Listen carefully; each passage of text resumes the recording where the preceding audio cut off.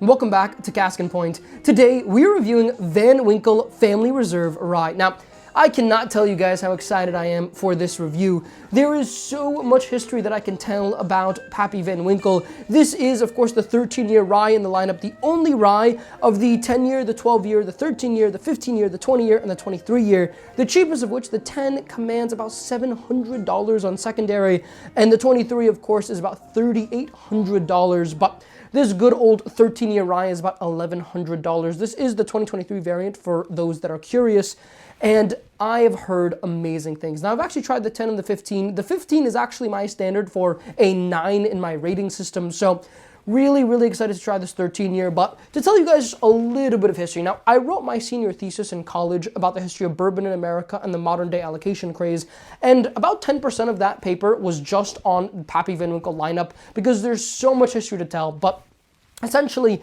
in the 1980s, bourbon really wanted to make much better bourbon because in the 60s and the 70s, the market was crashing. And so in order to regain that market, they decided to make really good bourbon. And so Blanton's Single Barrel dropped in 1984. Elijah Craig 12-year drops in 1986. Booker's drops in 1988. So many other amazing whiskeys come out from these really big distilleries in the 1980s.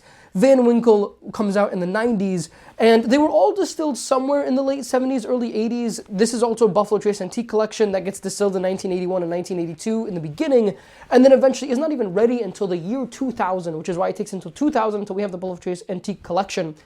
But Van Winkles were ready in the 1990s. They were the first to do it. They made some amazing whiskeys, and the story is that Pappy Van Winkle himself, Pappy being the grandfather, decided he wanted to make the best whiskey absolutely possible. And he asked himself, how can I do that? And so he spent years, and he came up with the best whiskey on the market, according to many. So we're going to try his rye. 13 years. Now, this started in the 1990s, and there's also a lot of history with just this particular bottle. It started off being a mix of some sourced whiskeys from Melody that had like an 18, 19-year component in it, and people say that it was absolutely delicious. But then in 2016, that juice ran out, and so since then, it's actually only been 13 to 14-year whiskey in it, and people say it's gotten significantly worse. I don't know, but one day we'll try it. We'll try that old Pappy Van Winkle lineup. We'll try good old Bernheim, good old Stitzelweller, all these amazing Pappy Van Winkles of the past, of yesteryear. But today, it's Pappy Van Winkle 13 time. That's enough talking. Let's get on our suits. Let's try some Pappy Van Winkle rye. On the nose, the most dominant note is actually rye candy, which is interesting. Which is my favorite note on rye, but was expecting a lot more musty old oak on this. It is definitely there though, and it's really sweet and decadent. Definitely some maple, some caramel. Tons of rye candy, just absolutely all over the pour. And a good bit of oak, some musty oak, some sweet oak in there. Definitely not getting like 100 different notes on this though. Like it's definitely your very standard rye with some sweet oak, some vanilla. It smells really good. It smells absolutely delicious. As good as a rye usually smells, but nothing in there that's jumping out on me. Like nothing that's really saying this is $1,100. But let's try it and find out.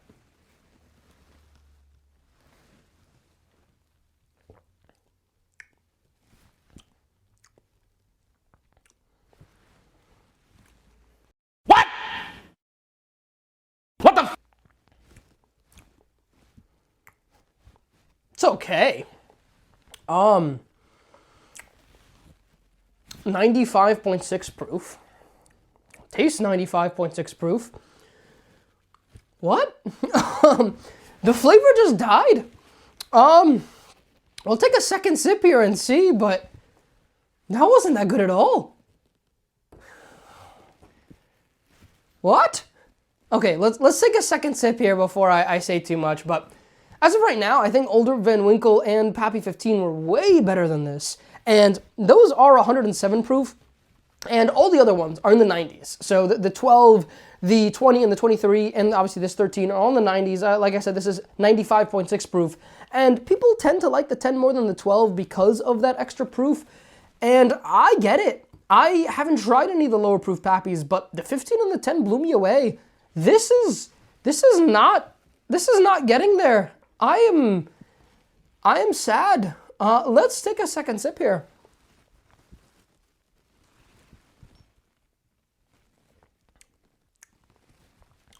On that sip, there was more flavor. Definitely starts out with rye candy, gets into this caramel, gets into like a little bit of tobacco, mesquite. There's really not that much oak at all on this though. Smells oakier than it is. The nose is definitely better than the palate. The finish is short to medium. Van Winkle Family Reserve Rye, Kentucky Straight Rye Whiskey from Pappy Van Winkle's private stock.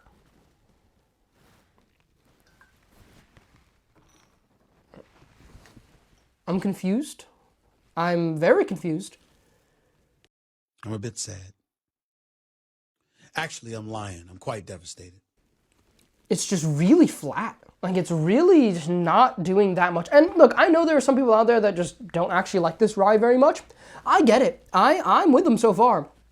I mean, we're in the 7s right now. Like, we are not anywhere close to a 9, anywhere close to the lovely, good old Pappy Van Winkle 15 here that I have, that we will one day review, and I tell you, that one is delicious. But, yeah, this is not particularly impressive. Now, I tend to like proof.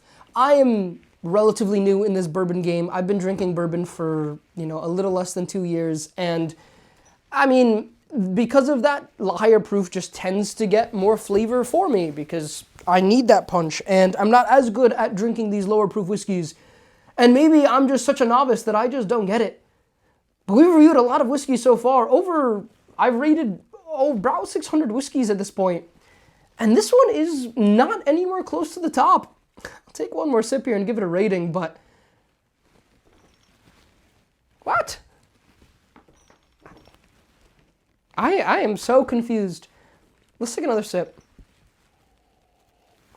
Still smells incredible. Smells as good as I was expecting it, for what it's worth. Rye candy, musty oak, a lot of good maple and caramel in this, definitely some vanilla, definitely some red fruit, your good old, standard Buffalo Trace. Although, I believe, if I'm not mistaken, actually all the ryes of the entire Buffalo Trace lineup are actually distilled at Barton. So, I guess it's just 13-year Barton, but really, really good 13-year watered-down Barton. Man.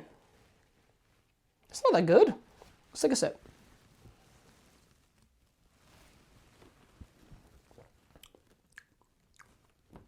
I don't know, it's good. It's good. It's growing on me a little bit. Definitely got a little bit more punch on that one. Tobacco, mesquite on top of that rye candy, on top of that caramel. But it's a short to medium finish. Am I really going to rate Pappy Van Winkle rye in the 7s? I have to. It's not that. You know what? Give me a second. Give me a second. This is 12-year MGP 95.5 rye that I rated an 8.5 before. I'm gonna taste it against this Pappy Van Winkle rye. On the nose, this is a lot sweeter, a lot more caramel, a lot more rye spice, a lot more rye candy. This is $90, by the way.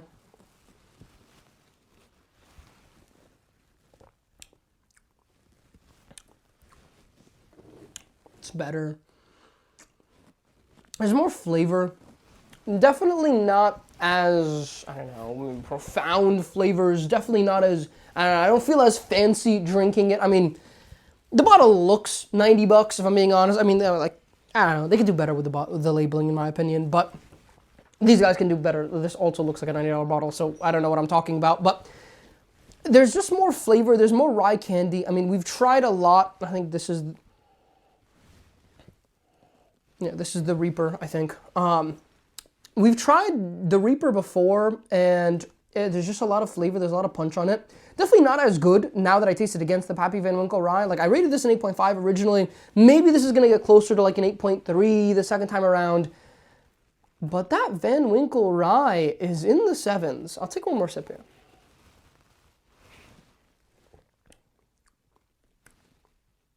Now, that's the Van Winkle. And that's not that good. I don't know, guys. I'm blown away.